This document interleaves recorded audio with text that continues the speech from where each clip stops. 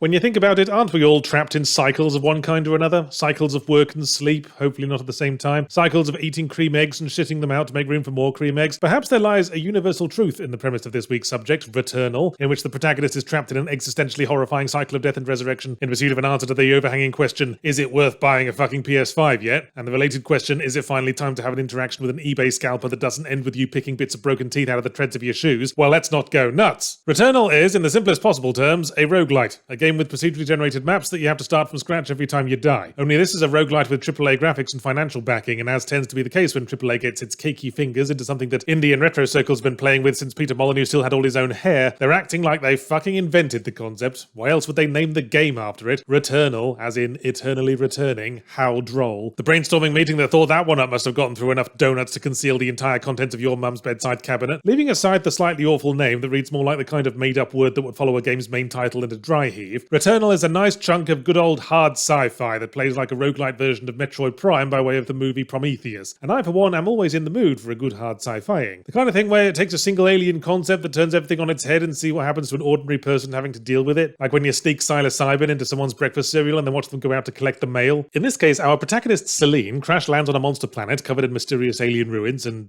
monsters, obviously, and soon finds that every time she gets killed, she wakes up back at her ship with a starting gun and all her bits re-established. Also, she keeps finding corpses of other versions of herself and audio logs from a possible future self who sounds like she's gone two imposing erect penises short of an H.R. Geiger art book. Returnage very much front-loads its explory platformy third-person shooting gameplay, but brings across enough intrigue with its isolated plot elements to keep me wanting to push forward. What is the mystery behind the alien signal? How many times has Celine gone through the cycle? Why does her house keep appearing on the alien planet and making her play a Bloober Team first-person walking simulator for 5 minutes? Is it real? Is any of this real? Are we even Celine anymore? Who did that eggy fart? Wouldn't you like to know? I would too. I kinda didn't finish the game. So I can't answer any of those questions except that last one, and I'm holding on to that for blackmail purposes. Lord knows I tried to finish the game in the time I had available, but this isn't one of those games you'll inevitably beat if you just keep following the objective icon and ignoring the side quests. It's hard, it's unforgiving, and it doesn't give half a square of raspy company issue toilet paper that it hasn't randomly spawned you a decent gun yet. Deal with these 6 flying robots with missile launchers, and I hope you learned how to quick dodge with your trousers round your ankles. I have some slightly cynical thoughts about this amazing new roguelite concept those innovative geniuses at the AAA industry have come up with for us here. It feels like a cunning way to get out of having to balance your game properly, when a bonus room could contain 3 free weapon chests and a cake and a handshake from the Prime Minister, or has an equal chance of locking you in a broom covered with a furious gorilla and his giant luminescent erection. It's hard to frame that as well thought out design in a vacuum, but as part of a roguelite, who cares? Die and have another crack, and maybe you'll randomly roll a competently paced difficulty curve next time. So success in Returner revolves as much around luck as getting good, even more so than in other roguelites, I'd say. There's this whole malfunction mechanic where some pickups are infected with the wibbly-wobbly purple badness juice of legend, and if you pick them up, you'll either get away scot-free or get crippled in some way that you're stuck with until you jump through some extra hoops, like get a certain number of melee kills or Prime Minister handshakes, and this is 100% a gamble. But then again, the extra objectives are never insurmountable, and it's kind of fun to have that extra challenge. But wait, is it? Fun, I mean? That's the trouble with randomness. I don't actually know if I'm having fun or if it's just hacked my brain the way gambling does. You know that experiment they did on birds where one cage had a machine that just dropped food when a button was pressed and the other had one that only sometimes dropped food when a button was pressed? And after a while the first cage was fine, but the second one had developed a food dispenser worshipping evangelical bird cult or pigeon religion? That's what Returnarama makes me feel like every time I die. Go back to the start and furiously swear that I'll just have one more go to wipe the smug smile off that faceless collection of glowing objects I died to. And it's more spite than enjoyment that's carrying me. That said, it doesn't hurt that the core controls are nice and fast and responsive and arcadey, exactly what you need when you're flinging yourself around trying to avoid 1,000,001 glowing bullet-hell projectiles, made nice and distinctive against the muted, murky environments. Perhaps a touch too murky, when in the heat of a moment I mistake a murky smoke cloud for a section of murky floor and proceed to pay my respects to Mr. Newton at full screaming volume. So there's that. Also, what with the PS5 already being, in my view, particle effects of the console, every projectile and pickup is a shower of glowing blobs and every enemy looks like a pre-built gaming PC going Super Saiyan, and it's hard to distinguish incoming threats from all the glowy effects flying off the main character as she shoots, especially with the camera hugging her armpits like post-workout body odor. Things might generally be less annoying if the camera could fucking back off a bit so we can see the pre-built gaming PC that just ran up behind us and is about to whip us with its dangling USB cables. Oh, come on, Yahtzee, the game's intentionally hard. It's not going to throw up warning signs and lovingly stroke your hair to help you adjust. Yeah, but there's a line between hard and unfair that Returner Ringo skates along haphazardly at times. I know that's the intention. Unfair universe, death,